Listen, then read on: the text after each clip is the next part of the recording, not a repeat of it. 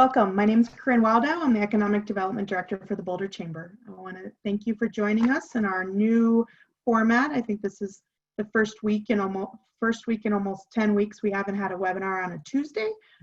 So thank you for joining us during this new cross-industry update. As a reminder, we will do these every Wednesday at 3 o'clock.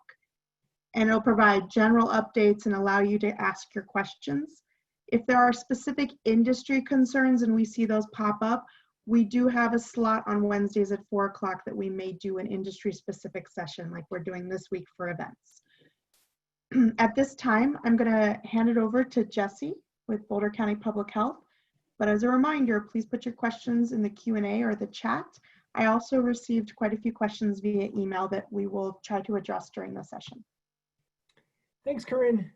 And thank you everyone for joining us. I'm going to try and do an overall review, try and hit as many questions as I've heard out there through this, and then obviously, hopefully leave enough time at the end for all of the questions.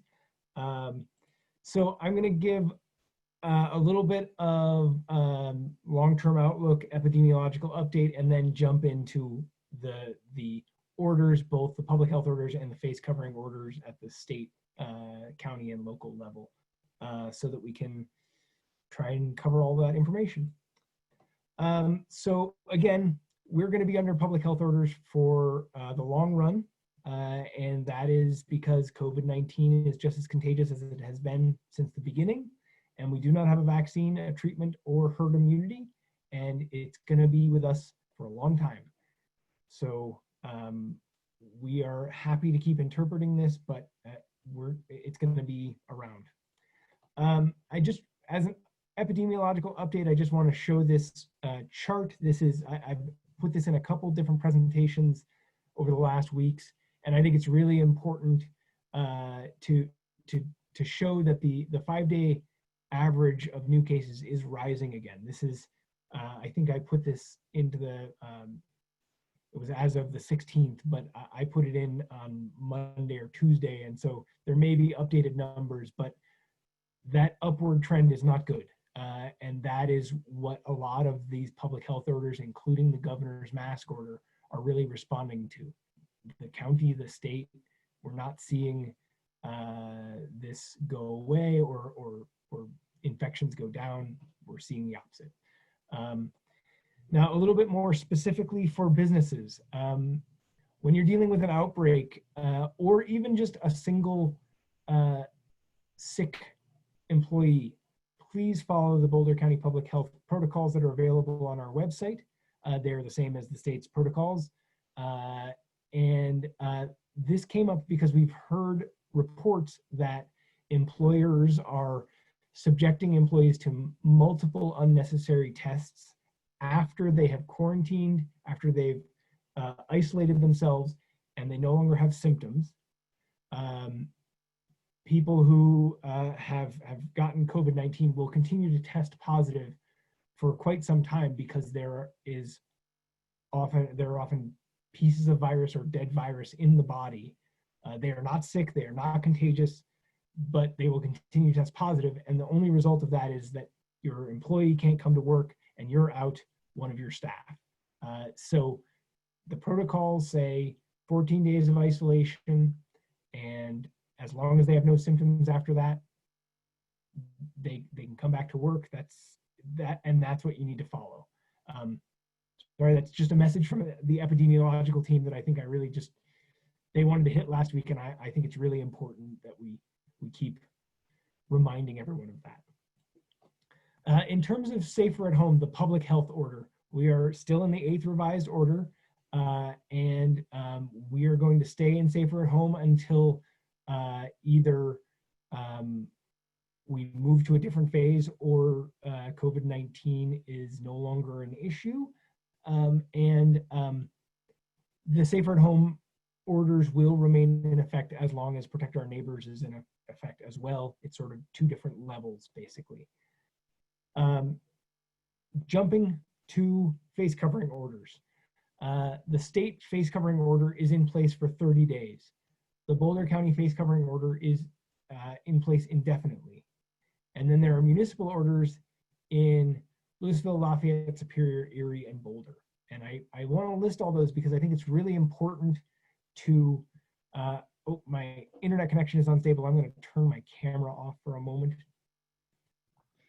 And Jesse, Hopefully will you that'll help a please little bit. speak? Jesse, will you please speak up too? Yes. Yeah, absolutely. Yep. And so the reason I mention this and provide the timelines is that for many of you, you're in a municipality, and you need to be aware that you are subject to both your municipal, well, not just both, but you are subject to the municipal mask order, face covering order, the county face covering order, and the state face covering order. And so where there are some situations where, so for example, the state face covering order does not cover outdoor spaces, but Boulder County's does, and many of the municipal orders do as well. And so you need to be aware of that. For indoor spaces, the state face covering order says that if you're in a publicly accessible building, you need to be wearing a face mask. That's offices, that's everything. You need to be wearing a face mask.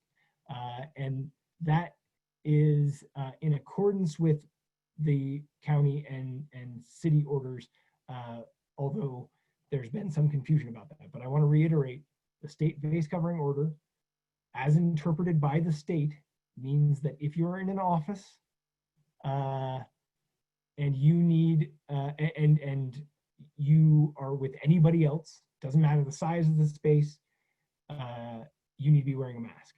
If you can close the door on your office, you have 4 walls and you can close the door, then you do not need to be wearing a mask while you're alone.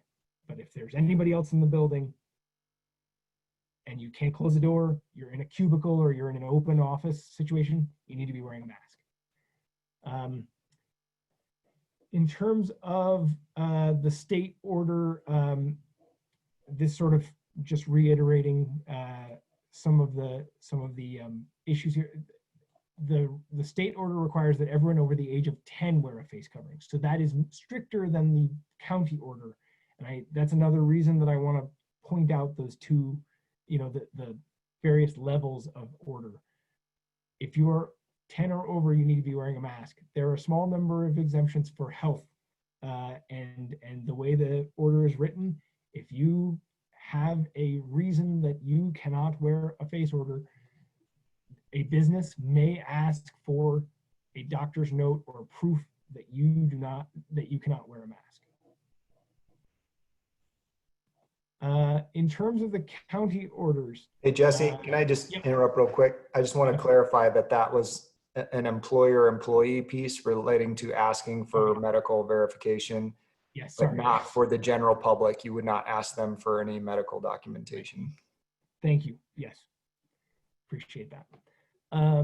So in terms of face covering orders in the county, you're required they're required indoors, but they're also required outdoors when social distancing cannot be maintained. And the 12 and over is obviously superseded indoors by the state order, but outdoors 12 and over need to be wearing face masks. And just so you know, I'm not going to dig into these charts directly, but we have updated our face covering charts and the presentation at the top here. If you get the presentation, these link directly to those charts. So please take a look at those. You can post them at your business. Really, we're trying to be as updated as possible. If there are errors, please let us know and we will correct them. And there's also one for employees. So just definitely take a look at that. It's on our website. And speaking of that, our website, boco.org COVID-19 business, great source of information. We link in many cases to the state website, which has sector by sector information. And so if you have a question about what your sector needs to be doing in terms of meeting the requirements of the public health order, that's the best place to get that information. It's laid out such that, it explains what you need to do in the space, what you need to do for employees, and what you need to do for for customers. These other sources of information are also great, particularly for ways that businesses in your industry are meeting those challenges. And with that, I really just want to remind everyone that this risk and benefit sort of chart is really important to think about. The more open, the more activities you do around other people, the riskier the activity is. And so really think about your risk benefit or risk reward calculation as you do things. It's really important to think about, especially with the mask orders as they are now. With that, I'm happy to jump into questions. I just want to remind everyone, as Corinne mentioned, we're going to be having these general updates at 3 p.m. and special sessions for specific subjects at 4 p.m. And a Spanish language session, at this point, they're being recorded and released by the Latino Chamber on Thursdays. We will, if there are needs for special sessions there, please reach out. We'll work with the Latino Chamber and our team to get those out. And then finally, just here's how to get in touch with us. And the call center number there and ours. If you have a complaint, that's the best way to get in touch with us. If you have a question, definitely use the email. That you'll get I think a quicker response that way for questions. With that, I'm happy to take questions. All right, Jesse, so I'm going to have you clarify one more time. So under the state order for indoor, where it used to say in a lot of cases under the different orders, unless social distancing can be maintained, that's not the case anymore. If you're indoors, you're not by yourself, you're not behind a closed door by yourself, you need to wear a mask. Yes. Okay. Yes. Yeah, so we have a lot of personal recreation people on today's call. So we have fitness studios and yoga studios, and all of which this is a change for them. Can you please explain how that relates to indoor and outdoor practices for personal rec? Sure. Specifically. And, I totally understand this is a big change, and it's been confusing for a lot of people. The way the order is written and being interpreted, if you are indoors exercising, you need to be wearing a mask. That's the easiest way to talk about it. If you are outdoors and you can maintain 6 feet of distance, then you don't need to be wearing a mask. Lane, is that fair to say?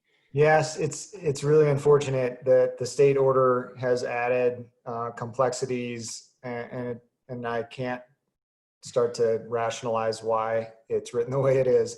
But I'll just say that there is an effort to try to move the state to adopt more of the orders that are already in place through the metro area, so that they are all aligned and there actually is uniformity. But yeah, some of the way that the state order is written, it doesn't allow for provisions that are allowed for within our order. And again, until the state changes that, you are subject to the most stringent order. So our advice, I think, would be to, wherever you can, move your activities outdoors. We know that the risks already are reduced by being outdoors. You have much better ventilation and airflow, so that's already a way to reduce risk. And then you're no longer subject to the state order. And so, but unfortunately, that is how it's written, and there's no wiggle room. Okay, so I know that this has come up on some other calls, and so maybe some of the personal rec haven't been on some of those calls, but there's the idea that 6 feet is what people are talking about. But when you're projecting, for example, entertainment, that those droplet or physical activity, those droplets may actually go farther. And could you talk a little bit about that and how this isn't an exact, like there may actually be more distance required, especially when there's that performance piece or that exertion piece and the travel of the droplets? Sure.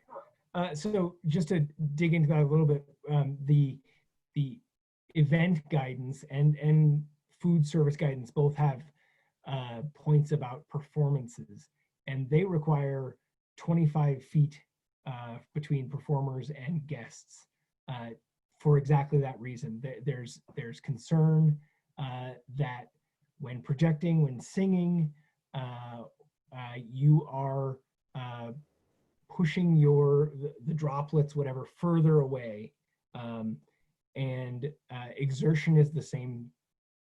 It's the same situation. If you are exerting yourself, breathing hard, I mean, it's pretty obvious that as you breathe harder, your breath goes further. So that means that the droplets in your breath are also going further. And so maintaining that distance. And one thing I do want to clarify, and I think it's something that I wish I'd put in this presentation, and I think it's really important to keep hammering, is when we say 6 feet of distance, when we talk about this with event planners, we don't allow them to say, okay, I'm going to pack each person 6 feet apart. We require them to pack people 12 feet apart, basically creating 144 square feet around a person that is empty, because that is the space, that is a 6 foot space next to another 6 foot space. That means that someone can pass between two people without violating their 6 foot bubbles. And I think that's really a great way to think about how far apart we have to be to safely recreate, to safely do all these things. And I think the face mask order, like Lane said, it confuses a lot of things, but the goal there is to recognize that actually very few people are maintaining that 6 foot distance. You know, we've seen figures about social distancing that were, you know, right after stay at home, there was 80% social distancing. Now it's down to 40% social distancing. People are not maintaining those distances, which is why we're in that epidemiological situation we're in. And I think it's also why the governor and his team are being so cautious with the masks. Unfortunately, we were already being cautious with our mask order, and we wish that they had looked into our work already. And they didn't. So we are now in this situation. I know you guys have gotten dozens, if not hundreds, of emails since the mask order. I feel a little bit of it with the emails and clarifications and office, but it is what it right now. If you're indoors and you cannot close a door and there are other people, you need to wear a mask. That includes working out. That includes playing tennis if it's indoors. That includes doing hockey if it's indoors. If you're not by yourself, correct? Yes. Now, Lane or Jesse, can you explain why then you can remove your face coverings while eating at a restaurant? That allowance is probably more economic driven than safety driven. So it's allowing those people who are deciding to dine together. Doesn't require them to be from the same household, but I think the expectation is these are people who are already in frequent contact, so already have that close contact. So those folks now are allowed to be sort of eating together within 6 feet.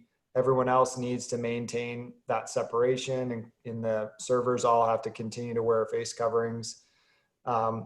It's not as high a risk, certainly as a physical activity. They aren't going to be breathing as hard, so there isn't as much concern for droplets, but it is not zero risk. So we're not going to say that there's no risk of people taking off their masks and all dining in a restaurant. But we don't want to suppress those businesses to the point where they're completely shut down. That has other impacts within our society and potentially health impacts when people don't have money, that they are going to likely experience poorer health outcomes. So it isn't zero risk, but again, I can't also try to make sense of it with the way the governor wrote the order. So again, we're working to try to change that and clarify it. And ideally at a restaurant, you keep your mask on until the moment you're eating or drinking and you put it back. So when that server comes up, ideally that's the way it's supposed to work. And you're supposed to be with people you know.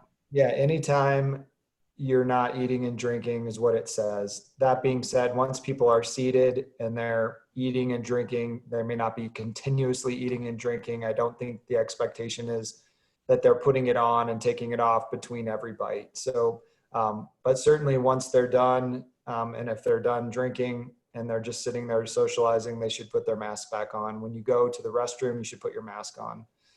When you leave, you should put your mask on. All right, we're going to do some more clarification questions, and some of these questions are around personal rec, but I think they can go cross industry as well.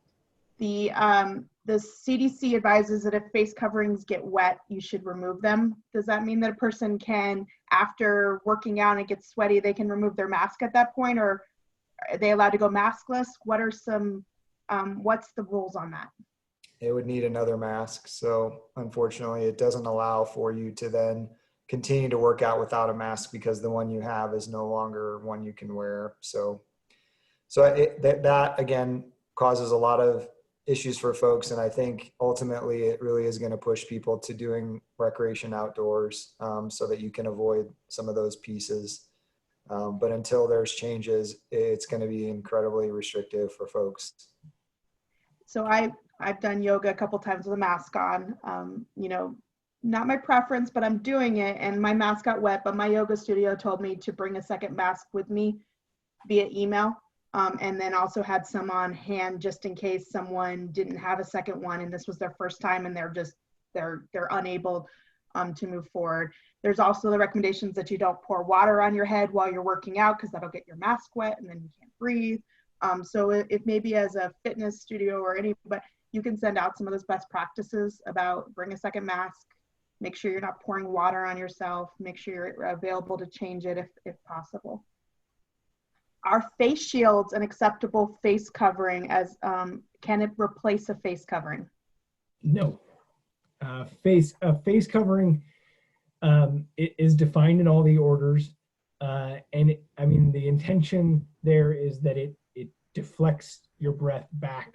You know, it's a barrier. With a face shield, there's a lot of open space around the face shield. And so in limited healthcare and personal services, if you're performing an activity where the customer has to take their mask off in order to perform the activity, you have to wear both a face mask and a face shield. So I think the way to think about a face shield is that's a good protector against things, particulates coming at you. It's not a great way to stop things coming from out of your mouth.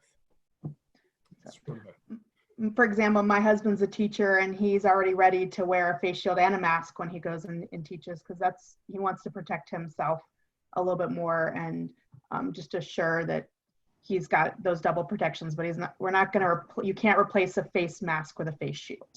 Yeah. So how about this? If a door or window is open to the outdoors in a room, can masks be removed if physical distance is maintained? No. If you're but indoors, you do recommend for ventilation reasons to keep those windows and doors open to maintain the airflow through facilities, correct? Absolutely, yes. You know, I guess the caveat would be if your HVAC is working appropriately, then maybe you don't need to open the windows because sometimes that creates even more heat. So you just need to be careful. Ventilation is good, but a lot of hot air can also be a challenge depending on what your business is. And so, you know, when it's 90 or 100 degrees, you know, you may or may not want that kind of hot air coming into your business. So, but where you can move things outdoors, that is absolutely a preference because that will absolutely reduce risk. Okay, let's do another piece to that same question. So let's say you're a business and one of your walls is a garage door, whether it's a restaurant or a fitness studio or a hair salon, and you open that garage door, are you now considered an indoor or an outdoor space? I think once you go outside the garage door, you're outside. Once you're But when, inside it, you're inside. but So, you're still considered indoor and therefore still need to wear a mask when inside the facility, even though that garage door is open. yes. Yes.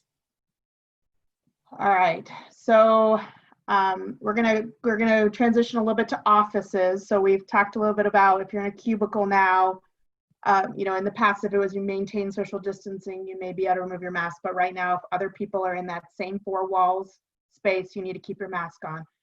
There's a question is, should lunchrooms be shut down in office, manufacturing? We see them in break rooms in limited healthcare and personal services. What are the best practices in those common shared areas? You know, I think we've said we definitely want to discourage areas where people are going to congregate. So we're not telling people they need to shut them down, but you should have some way to manage that it isn't creating a space where now you're going to have difficulty social distancing and you're going to have a lot of people in there.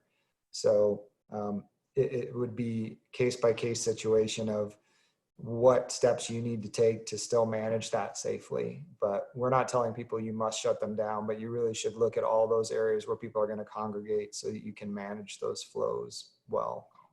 Some of the facilities that they've actually sent me pictures. They have their break rooms and they'll shut down tables so that those tables are maintaining.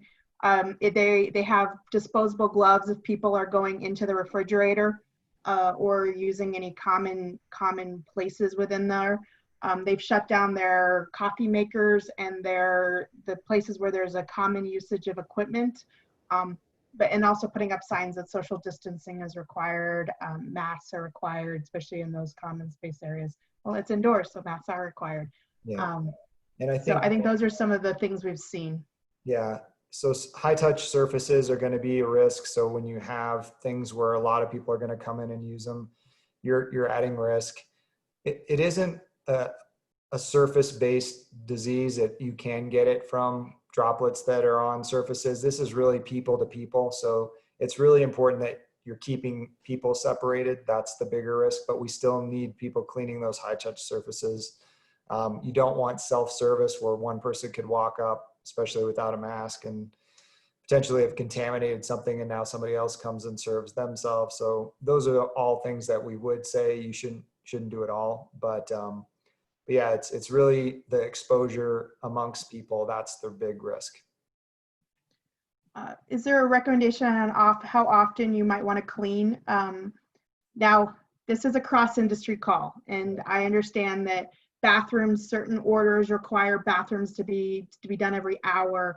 Let's take offices, for example, office or manufacturing. How often do you need to clean those areas that are public areas?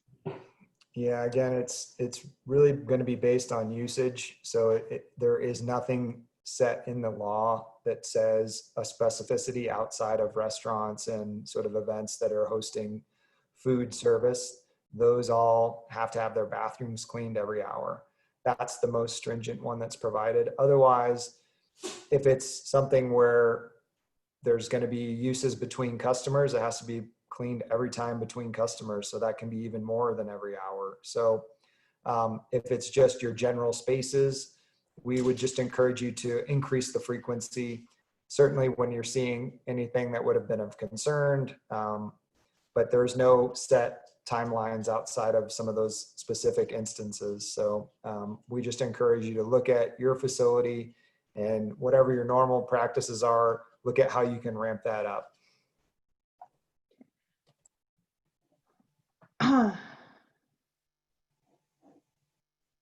All right, so we have a question from Eldora Mountain Ski Resort. Do you anticipate any restrictions on the number of people allowed in an outdoor recreation space?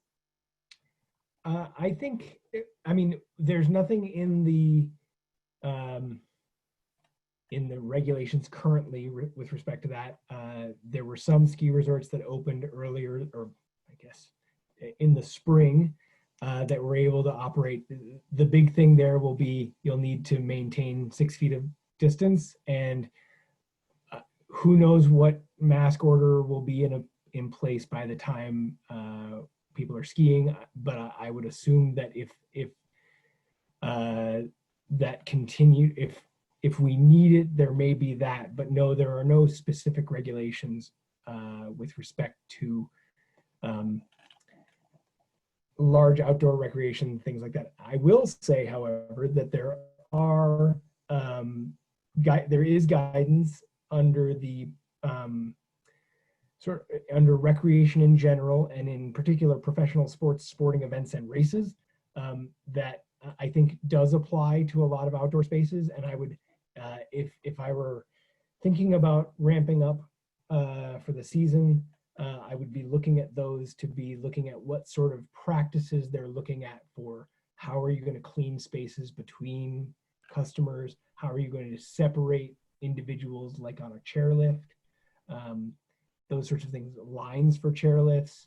But there's nothing in here specifically about ski resorts, I would say. Yeah, I think you'd be looking at, so for outdoor, the lodge specifically would fall under probably more the retail. So looking at what its maximum occupancy can be. The parking lots and the flow of that is probably another concern. They're going to just really need to address the congregation of people. So how are they going to space the lines, and how are they going to space people coming in to get lift tickets and rentals and all that sort of stuff. So it'll be a challenge to have high occupancy and really manage flows and queues. So those indoor spaces are probably going to be more the problem than the mountain itself. Right. And there is outdoor recreation guidance and some other guidance on the state websites that we send along. So we'll make sure that, if you're new to these calls, and we actually have a few new people, if you have an office space, follow the office guidance, even if that's in a manufacturing facility, even if that's in a real estate office. So you may be following several sets of guidance along the way based on that. So Lane, you talked a little bit about how there is some pushback a little bit on the state order, the state mask order. Do you think that face covering ordinances can and will evolve if more distance is created? For example, that 144 square feet or the 25 feet for performers. Do you see that maybe there may be some pushback on that or changes?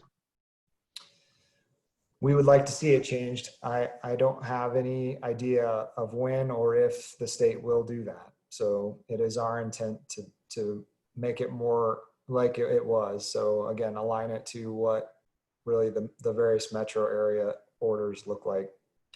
But I can't give you any timeline or a likelihood of success.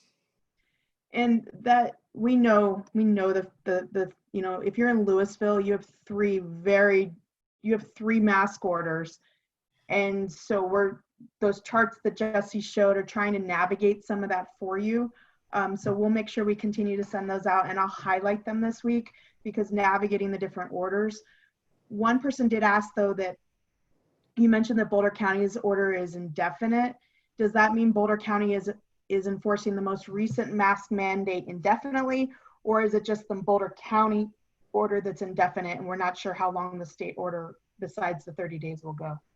Yeah, the latter. So our order, the Boulder County order, will only expire when it's rescinded. So that will be a likely constant for quite a long time. We'll see if when the state's order expires, hopefully, if not sooner, they will try to revise that to align, or maybe they will get rid of the state order. I'm not sure.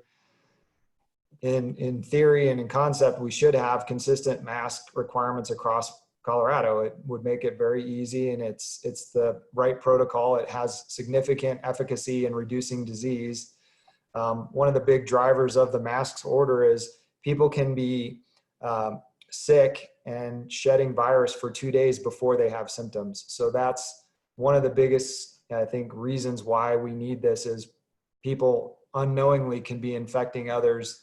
And that is a way for things to spread. So the social distancing and masking, I think, is going to be a critical piece for us for quite a long time. Okay, so, I know you sometimes don't know what the state's doing until when the state announces it. But do you anticipate the state order extending past the 30 days? I mean, I can't tell you at all what they will do. I think it needs to happen, but ideally it would be an order that aligns with the other orders and that it makes sense and it addresses some of these situations where, all right, if you're able to provide ample social distancing indoors, people don't need to have the mask on, especially when it's going to start to cause health challenges for them to exercise. So things like that, we need an order that makes sense to address those things. So hopefully they revise the order, but I have no idea what their plans are. But even if, and there's a second part to this question, but I'm going to add, there's an added layer here, in that if your particular industry requires a mask, even if the state order no longer, that state mask order, if you're going in to get your hair cut, you need to wear a mask the whole time, because that's part of the guidance for that particular industry. And right now, two of the industries that are feeling it are offices, maybe a little bit manufacturing, and our fitness or personal rec, because they're now being required to wear masks, where the language used to say unless social distancing could be maintained, correct? Right. So Jesse, maybe if you could just really quickly cover what the difference between the state and the county order are. Sure. I mean, I think the biggest difference is, or I should say the biggest differences are, one, the state order is only for indoor spaces. The county order covers both indoor spaces and outdoor spaces where 6 feet of physical distance cannot be maintained. The state order, like you said, for all indoor spaces requires that you wear a mask at all times. The county said if you can maintain social distancing in certain situations, you didn't need to be wearing a mask. Unless your industry requires the Yes, mask to be worn, in which case the strictest order is that industry's requirement. And that's actually really helpful, Corinne. I think the biggest takeaway message is the strictest order applies, whether that's the public health order, the safer at home and in the great outdoors public health order, whether it's the state's order or whether it's our order, the strictest version of that applies in the space within which you are. So I think that and then the third thing is the difference in age, which I think is unfortunately just confusing. The minimum age that people have to wear a mask. Under the state order, it's 10. Under the county order, it's 12. Lane, am I missing anything on the order differences? I think there's also some age differences within the municipal orders to further challenge it. But yeah, I guess the easiest way to think of these is the mask orders are applying to our general public, and then the other orders are applying to businesses and their kind of employees and what they're required to do. So when you're worried about your business, it's good to look at those orders and see what you're required to do. Because typically, if you're in a restaurant, it talks about all your employees have to wear a mask, whether they're going outside to wait on people or not. They need to have their mask on at all times. So, and you might have both indoor and outdoor dining. So, but yes, we certainly apologize as much as we can, but we have really no control over the state, and we have been advocating for better relationships to plan and work together, but that has yet to come to fruition. And and I think some people again are new on this call, partly because of the mask order, but we have seen success in businesses and industries submitting feedback directly to the state, and there is a form on the state, and I'll send that link out, where at the bottom of every page on the state website there's kind of this link to a submit questions kind of form. And somebody asked, is there a place to submit industry specific concerns to the state public health department? And I would suggest continuing to do that. Not saying there's gonna be, unless they're asking for feedback, sometimes they don't make the changes, but I would continue to submit those to the state, and I will send out the link. Any other places you can think of that people can submit feedback to the state? And I think that's the easiest place. Lane, if you have any other. You know, if you have industry associations, I would definitely encourage them to be active and reach out to, you know, the state. They have not created a portal for feedback. You know, they have at times done that for certain more recent editions of the orders. They have requested some feedback, but that is not an ongoing active portal. And those were really not free form, enter any of your comments. They were very targeted, you know, do you like this over that kind of thing. So, but there is a submit questions button that we've noticed, so we'll send that link out. Another thing that should be noted is because our numbers, there is a question about our numbers are going up. We've already seen bars be closed back up again. We saw the requirement that service of alcohol end at 10 p.m. Looking at this risk chart, which you happen to have up, Jesse, we also need to work together as a community to make sure nothing else is reclosed and that our numbers don't continue to go up. I mean, I know you gave that epidemiological, but can you give us a little sense on what some of the other counties are having to do? I know that there are certain counties that have variances that are saying we might have to withdraw those variances if our numbers go up. What is Boulder County looking at as far as their numbers? I mean, in terms of our numbers, we are seeing that increase that I showed you there, just in terms of new positive cases. We were having good success. Like I said early on, right after stay at home, there was a lot of people were adhering to the physical distancing guidelines. They were adhering to the county's mask order, and we were seeing great success. Unfortunately, we've seen a number of cases where over a weekend or over a week, we've seen an increase in cases, and that's the same trend that the entire state is seeing. And that's where you're getting that response from counties that did seek and receive variances. They're now seeing the downside of those variances. Now, whether the variance is the reason for that, that's not important. What's going to happen though is the state and the county public health departments are gonna use the tools they have, and one of the tools they have is to rescind variances so that you fall into a stricter situation. And in terms of, I mean, I think part of the question about where we are is looking at the future in terms of possible variances or the protect our neighbor phase. And we are not, we do not qualify to apply for variances. And Lane, I don't know how long this is in effect or if it's still in effect, but my understanding was that the state was at least contemplating a pause in variances. Is that...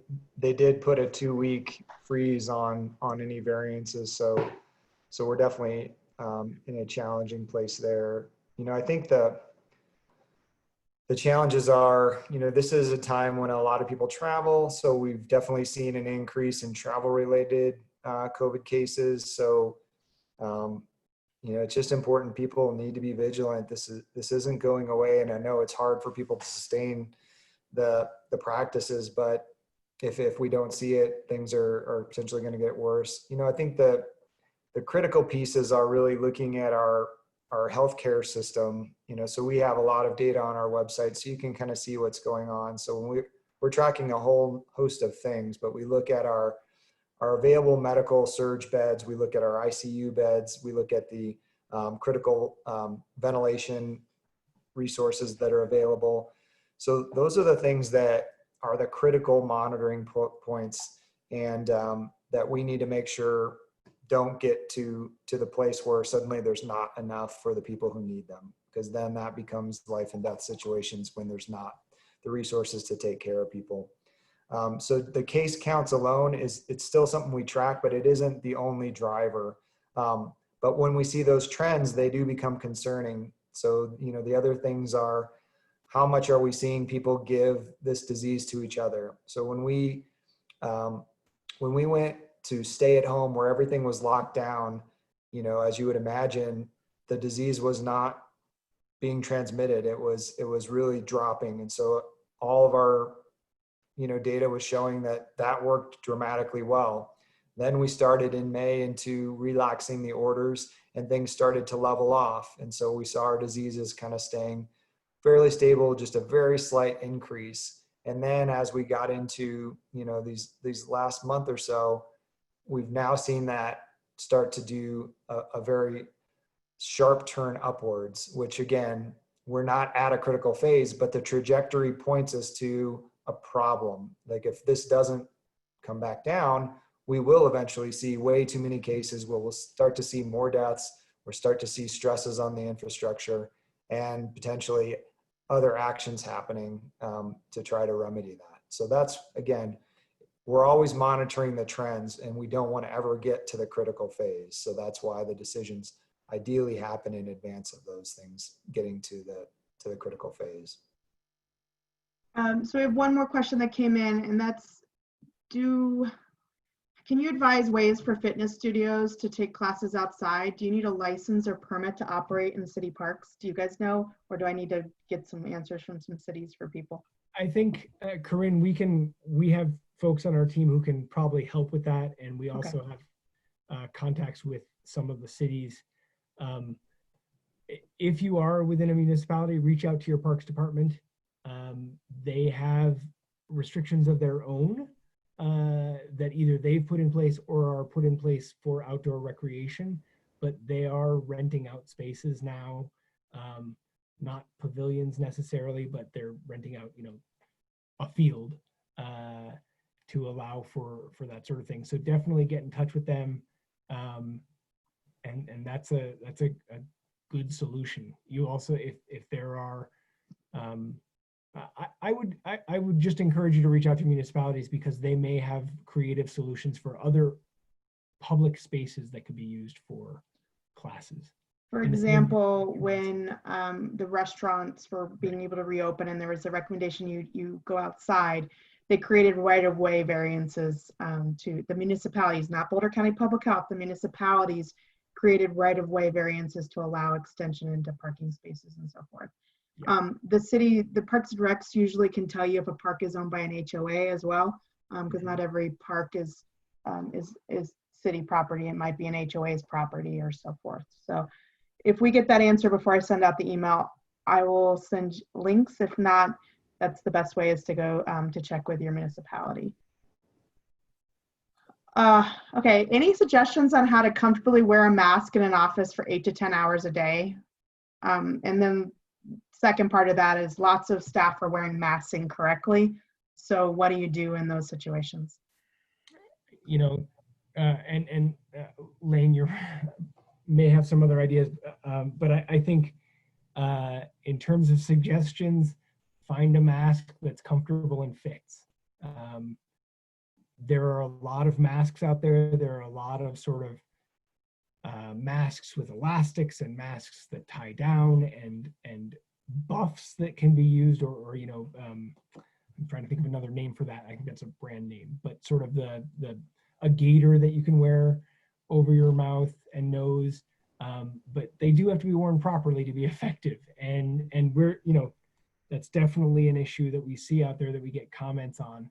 And I think in the workplace, that's a really sensitive thing, but I think it's really important when you're in the workplace with your coworkers to relate that, you want to stay in the workplace and you want to be able to keep working, and violations like that can lead to infections and outbreaks and all that sort of thing. So, it's really about communication with your employees if you're a boss, and if you're just another employee who's trying to communicate, I would speak with your bosses, but also figure out ways to have open conversations about that sort of thing. And we, some of the sign resources that are provided in the emails I send out, so it's under best practices English, best practices Spanish. There's proper ways to wear a mask, signage, and how to remove gloves, how to remove masks, some signage that maybe give visuals to it. We also send out a link on how to wear PPE I think it's National Jewish has a great couple-minute video on proper way to wear PPE that we've been sending out for a few weeks. So continue to look at those resources that are available on the Boulder County site or that I send out in the emails that you can use as education tools for your staff. And one thing we've heard is, you know, when a retailer, for example, retail, if someone comes in and sees staff not wearing it properly, there are complaints that are filed with Boulder County Public Health or with the management there as well. So it's important to train on best usage. Lane, you unmuted. Is there something you'd like to add? I just was going to encourage, you know, breaks and things like that are just kind of important in general. So that's about the only other opportunity where people could go outside and potentially take their mask off for a little while. But obviously inside, it's important that all the employees are wearing them appropriately, because otherwise they run the risk of exposing all their other employees as well as themselves. So we've heard of offices doing staff meetings at local parks where they can physically distance and be able to create some space. You know, people taking more walks during the day so that they can take off their masks. Finding a comfortable one matters. I mean, in my household, we went through quite a few different brands. We found a brand we liked, and my two kids and my husband and I each bought quite a few. And I'm now training my kids to wear masks. They'll be at home just wearing a mask for a couple hours during the day to prepare them for the school year. So it's all of us. We're all having to figure out how to wear a mask, but the comfort of the mask matters. All right, I don't see any other questions. Just for everybody's knowledge, the emails will look a little different now. We'll have some of the industry specific information, but these are general webinars. Any industry is available to come on and answer questions. If we can't, it may not always relate to your industry, but please continue to ask these questions and we'll try to relate it back to the different industries that are on the call. Every Wednesday, 3 o'clock, we will see the events folks today at 4 o'clock. And then maybe if we continue to see the fitness industry needs or outdoor rec and personal rec need a little bit more time to ask questions and communicate, we can probably do a special session for fitness. If you have questions before the next session, you can either send press reply on the email I send you, or you can send them to covidbiz@bouldercounty.org, which is also a link I send out. That will be distributed to Boulder County Public Health. And that they also have a call center that's open from 9 to 2, Monday through Friday. I think email is probably one of the better ways. A lot of times the answer's already been formulated because your question, a lot of people have questions. So we're all working together to get some of those answers. Other than that, thank you, Lane and Jesse. Of course, this was our first week doing a cross industry and we had a big change. So thank you for navigating that with me, and I'll see you guys in a little bit and see everybody next week.